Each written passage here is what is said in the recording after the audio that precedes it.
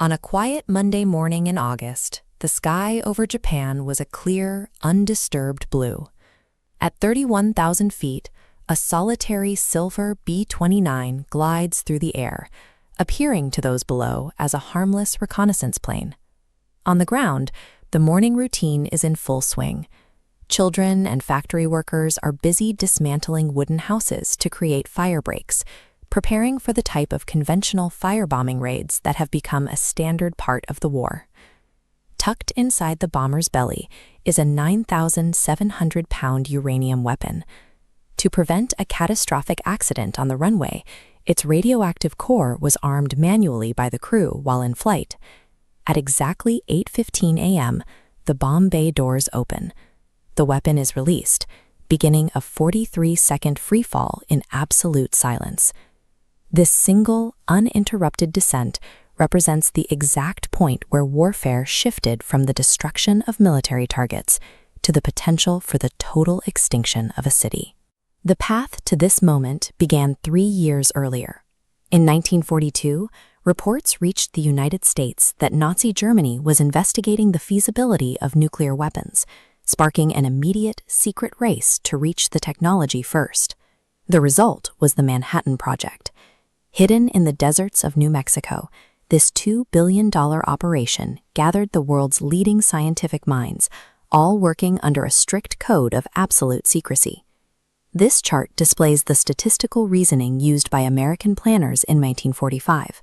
With the Pacific War reaching a violent stalemate, an invasion of the Japanese home islands was projected to cost 1 million Allied casualties.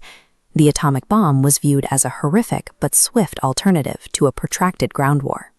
The project's success was confirmed in the New Mexico desert during the Trinity test, a device detonated with the force of 21 kilotons of TNT, producing a flash of light so intense it briefly turned the night sky into day. Watching the explosion, lead scientist J. Robert Oppenheimer recalled a line from ancient scripture, "Now I am become death, the destroyer of worlds." Hiroshima was chosen as the target for a specific strategic reason. Because the city had been largely untouched by previous bombing raids, its pristine condition allowed the military to record the bomb's destructive power with scientific precision. As the bomber lined up its target over the T-shaped Iowa Bridge, internal radar altimeters triggered. At 600 meters above the ground, a uranium projectile was fired into a uranium target, initiating a nuclear chain reaction in less than a microsecond. A fireball hotter than the surface of the sun instantly engulfed the city center. The blast released energy equivalent to 15,000 tons of gunpowder, vaporizing everything in its immediate radius. Nearly 80,000 people were killed instantly. For those at ground zero, the heat was so intense that their bodies disappeared, leaving behind only dark, human-shaped shadows etched into stone steps and concrete walls. A shockwave moving at 1,000 miles an hour shattered buildings for miles, followed by a firestorm that consumed the remaining infrastructure. Within minutes, the industrial and military hub of Hiroshima had been transformed into a featureless landscape of debris.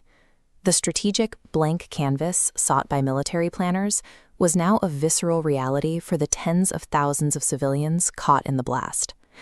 Photographer Yoshito Matsushige was among the survivors near the Miyuki Bridge. He later recounted that the scenes were so overwhelming that he stood for 20 minutes, unable to bring himself to take a single photograph of the ruins.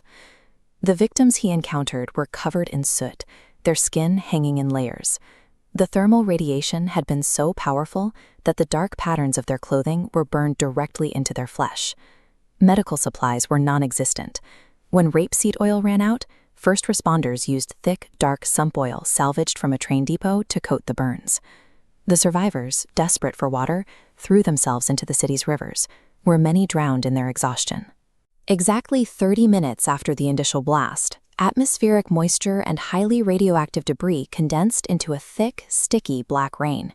Survivors opened their mouths to drink the falling droplets to quench their thirst, unaware that the water contained lethal doses of radioactive fallout. The casualties from the explosion were followed by a second, invisible wave of death.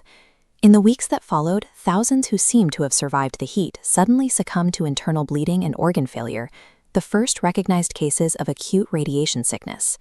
Despite the destruction of Hiroshima, the Japanese government remained divided over the terms of surrender, and the war continued. 3 days later, a second bomber named Boxcar took off carrying Fat Man, a more complex plutonium weapon. The mission was nearly aborted due to fuel pump failures and heavy cloud cover over the primary target of Kokura. The crew diverted to Nagasaki, dropping the bomb over the Urakami Valley. The explosion claimed an additional 70,000 lives and left the city in ruins. Among the victims were approximately 200 people who had fled the ruins of Hiroshima 3 days earlier, only to arrive in Nagasaki just as the second weapon detonated. This second deployment demonstrated that the power unleashed at Hiroshima was not a one-time event, but a repeatable capability that Japan could not defend against. Faced with dual nuclear strikes and a Soviet invasion, Emperor Hirohito announced an unconditional surrender. In his radio broadcast, he cited the new and most cruel bomb as the reason for the nation's capitulation. Following the surrender, occupying American forces moved to control the post-war narrative, strictly censoring photographs and medical reports detailing the effects of radiation sickness on the population. Hiroshima was eventually rebuilt into a thriving metropolis. However, at its center, the skeletal remains of the atomic bomb dome were left standing, a permanent marker of where the blast occurred. Today, the shadows burned into the stone of Hiroshima remain as a silent reminder of the moment humanity acquired the power to destroy itself and the responsibility that comes with it.